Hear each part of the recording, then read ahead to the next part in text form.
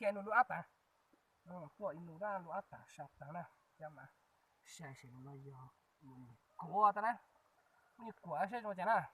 Ở đây một viên đặng nha các bạn, đây một viên đặng. Ở đây là thực xưa là nó chế trình đây là chúng tôi lên để kiểm xem nào nó có những cái gì khác không. Đấy là vừa tìm thấy một viên đặng mà không biết là loại gì nhé. Để hướng dẫn các bạn thế nào, ai có thể biết là viên đặng này là loại gì, các bạn sẽ hướng dẫn cho chúng tôi nhé, để chúng tôi biết hiểu nhé. Thôi tí nổ đấy ông ạ, khả năng nó thế vì là nó có thuốc không hiểu. Đấy. Lâu năm rồi nó dỉ hết rồi.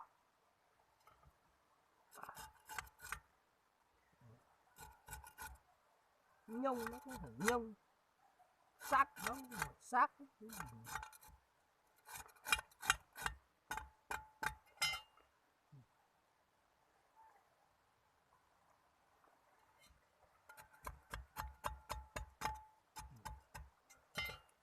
Nó có đồng cơ. Đấy.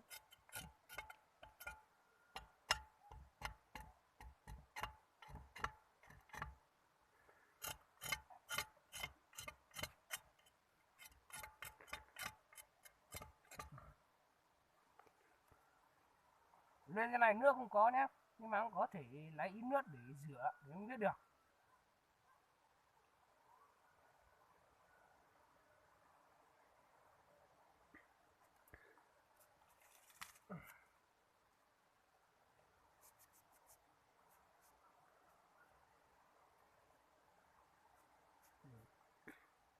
Khá đấy, chắc là nó nổ thật, có cả đồng bên này.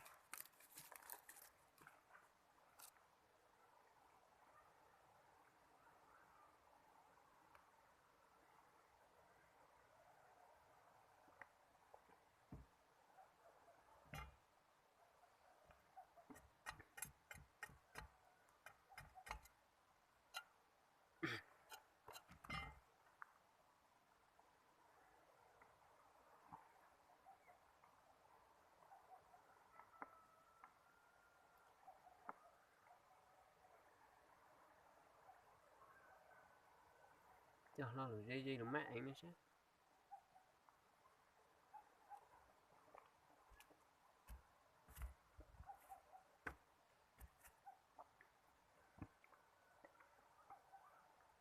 Trong nó nè, luôn nó mà của xem chia họ vì mua cho răng nè, mua cho trong nó. Chỉ bảo thì giờ tiền là chỉ ta tiền là giờ chú tua là giờ thôi cho lần á chú tua chẳng ấy tua chú cái này bông nó sẽ là chỉ bảo nè. Thì chỉ ta bảo thì giờ chú tua tụi bông chú nó là giờ tiền con nó mà chỉ bảo.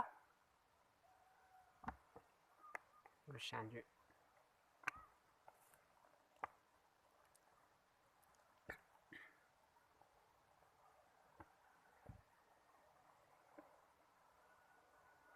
Cái viên đạn này thời xưa là nó sưng vàng nhé, sưng màu vàng. Chỗ này là nó xanh nó có cái vạch từ vài mù đây này. 1 2 3 4 5 6 7 8 9. Nó có 9 vạch. Mà không biết nó có nổ chưa hay là nó vẫn còn thua trong này nhá. Các bạn, đây các bạn theo dõi viên đạn này nó như thế nào, các bạn sẽ dẫn với tôi để chúng tôi biết là viên đạn này nó như thế nào. Còn trong này là không biết có còn cái gì ở trong này không nhá. Đây giống như thế này mà không biết lâu lắm rồi nó gì hết rồi, không biết được cái số của nó là như thế nào nhá.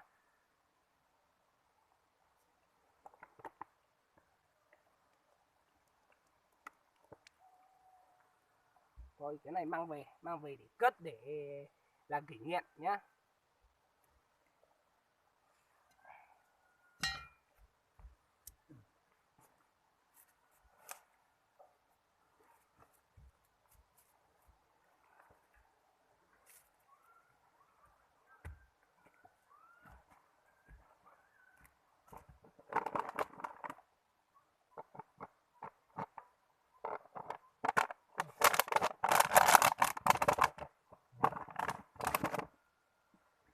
Theo con dao này, theo búa nữa, theo sành ven nữa, sợ nó có đá này không đào được. cuốn nữa nhé.